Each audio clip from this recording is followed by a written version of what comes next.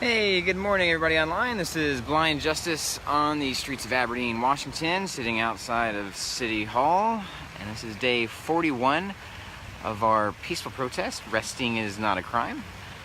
And I had some thoughts to share for you today on free speech and limits of free speech. So, we'll probably post, maybe this morning, put it up on our page, some email traffic that we had with the mayor here, Eric Larson, last week following the city council meeting where he said, hey, let's have open discussion, let's have open dialogue and figure out together how we can better the community and solve some issues. So we were like, oh great, finally he wants to listen and come to the table. So we emailed him some ideas that we've heard and kind of refined from different people in the community on what we can do to move forward, to help with housing, to help with the economy, to help, jobs, and just the overall health of the city and the area. And we didn't hear anything back from him for I think over a day in that email. So we forwarded the email to Jasmine over in Hoquiam, I think it was the Hoquiam area.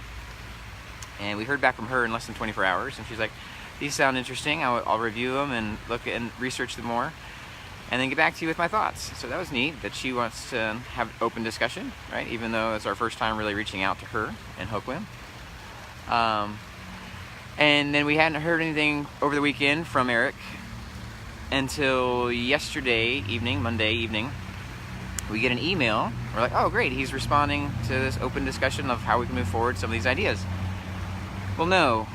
The email he sent was basically, I was informed about Saturday and your, peaceful protest at the festivities, and there's a council person there that tried to remove you, and he's like, they didn't have the power or authority to remove you. The event coordinators didn't have the authority to remove you. But then he goes on to say that the police officers should have cited us or informed us that we were in violation of an ordinance, an infraction.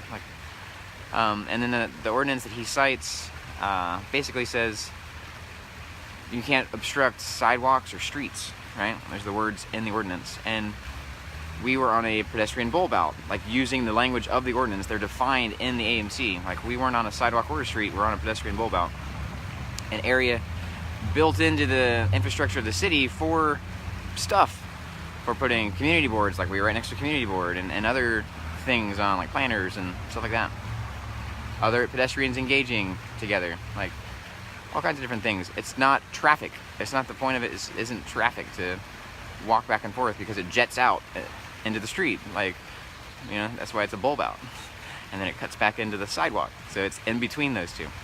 So anyway, he said we're in violation of that. I said, no, clearly that's not the case. And he wanted to say that the officers are wrong. Again, I find this fascinating, especially coming from a military background where this happened all the time. You have armchair quarterbacks, officers, and people sitting back watching stuff on their computer.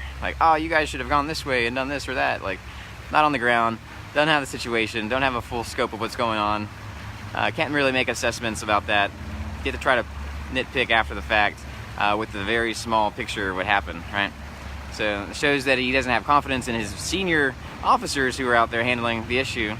Some of whom we've heard nothing but praise about the individuals out there that were handling it, like Darren King. We've heard nothing but positive things from the members of the community. And I believe the new chief actually came out and they conferred with him to say, hey, how are we gonna handle this? And he's like, all right, well, who's the one making the ruckus? That person needs to get moved away, which is, the council person, Karen. And then we were sitting there peacefully, not obstructing anything. He's like, all right, well, let's just move on with the day. We thought that was gonna be the end of it, but no, the mayor says, hey, you guys were in violation. Right, so he's actually incorrect, again.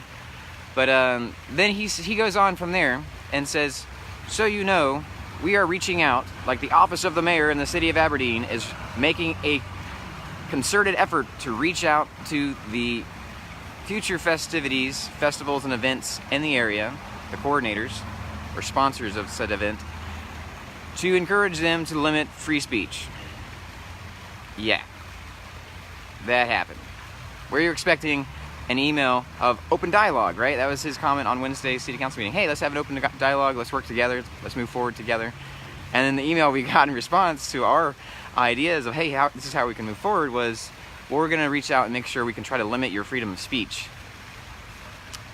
Wow, that, not expected, kind of half expected, but not to that level. We're like, that's pretty, I just don't understand, you know? So there is an AMC, a code that he cited, it's 12 point something. So I think it's the last, no, maybe it's not 12 point something. It's the one that, it's on Festivities. It's like the last little thing on there, on the list of stuff in some subcategory. We can post it, it'll be in the email. Basically, it allows for festivity coordinators, festival coordinators, to, in their permit process, to specify if they were wanting to designate a free speech area, all right, to designate that as part of their permitting process, okay? So put some kind of limitation. You can't have a bullhorn, or if you're gonna have a table, you gotta be over here, you know, signs or whatever, you gotta be this way, stuff like that, right? So that's in this local ordinance, local AMC here. That wasn't, they didn't have that for this last festival on Saturday. They seemed like they were oblivious to that being on their local laws. So even if they did, we were outside of their area, so didn't apply. Then, but that the fact that he's trying to reach out and encourage, the wording, you have to read it for yourself in the email, is basically, we're going to allow for their permits to be adjusted, right? Even after issuing permits, like we're going to allow for them to be adjusted, make a little amendment to their permits so that we can limit your free speech. Like, going out of their way, like making extra work for the people here to amend the permit to limit your freedom of speech. And so what's really astounding is that the next event coming up is tomorrow, happens to be the 4th of July, Independence Day, celebrating freedom, right? Independence, freedom, free speech, freedom of speech, freedom of expression. Are they, and the ones running that, the coordinating, the sponsor for that is the Parks and Rec department here. So that's the city, it's an internal thing. So, by that, they probably don't need a written permit because it's like the Parks and Rec department. So are they going to try and limit the freedom of speech on Independence Day, the day we celebrate freedom? It's fascinating, right? How does one limit freedom? Those two things are diametrically in opposition to one another, right? They're diametrically opposed. It's, again, cognitive dissonance. Freedom literally means without limitation, without restriction, unhindered, or unhindered.